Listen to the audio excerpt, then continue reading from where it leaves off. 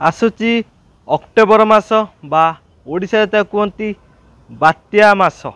हाँ आज्ञा साधारणतः अक्टोबर मासरे ही ओडिशा रे बात्या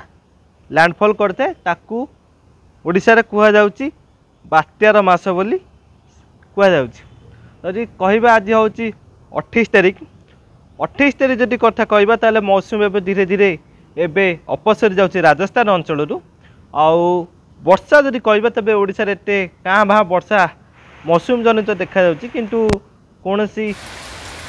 घूर्णिबलय कि लघुचाप क्षेत्र एवं नाही। जदि कहबा 28 रु 30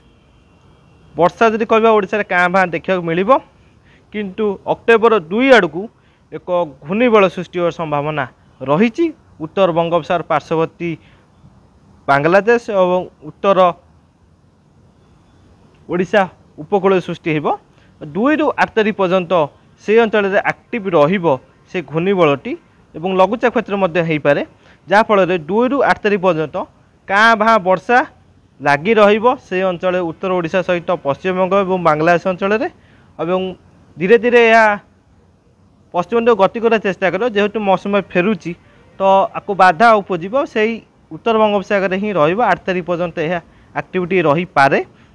जदि 8 तारिख कथा कहबा से समय मौसुमी बायु तले फेरी जाउथिबो अधा भारत को पलि आस मौसुमी बायु फेरिकी तो से समय केरल उपकूल रे एक लघुचाप क्षेत्र आरब सागर सृष्टि होब जहाँ धीरे धीरे बात्या आड़ को गतिशील हो अनियमित बात्या रूपन किंतु 8 तारिख परठू 8 तारिख बेलू केरल उपरे गोवा उपरे और महाराष्ट्र उपरे से अंचल में वर्षा देखा मिल 8 तारिख पर तो धीरे धीरे से अंचल एक्टिविटी बढ़ी बंगोपसागर में आउ एक घूर्णिबलय सृष्टि होवार संभावना रही 10-11 आड़ को जो उभय आरब सागर एवं बंगोपसागर धीरे धीरे एक्टिव होगा आरंभ हो 8 तारिख परठू बात्यार एक्टिविटी देखा मिल पारे। जदि मोटामोटी कह ताले से आरब सागर जो संगठित हम लघुचाप क्षेत्र धीरे धीरे बात्या रूप नहीं पारे 17 तारिख बेलू यह लैंडफॉल कौटी करें किंतु बंगोपसागर सृष्टि होता जो घूर्णिबलय सृष्टि होगा जाऊँगी 8 तारिख पर 10-11 आड़ को से समय लघुचापटी दक्षिण आड़ को भारत आड़ को मुहाइबार संभावना अच्छे तमिलनाडु कि दक्षिण आंध्र प्रदेश आड़ मुहाइबार संभावना रही एबेका स्थिति अनुसार किंतु सेतबेले कौन कंडीशन रहिबो या धीरे कुआड़ को गति कर लघुचाप क्षेत्र कौट सृष्टि हम सेटा को देखा बाकी रहा। एवं मॉडल इंडिकेटर बहुत जगह करुच्ची किंतु ताहा बहुत समय रही आम हाथ में देखा निश्चित भाव में किंतु लगुच अक्टोबर मसरे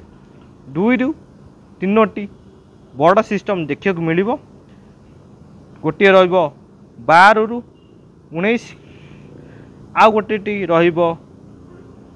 रु 29 अर्थात अक्टोबर मास 10 तारिख परठू नवेम्बर 1 तारिख पर्यंत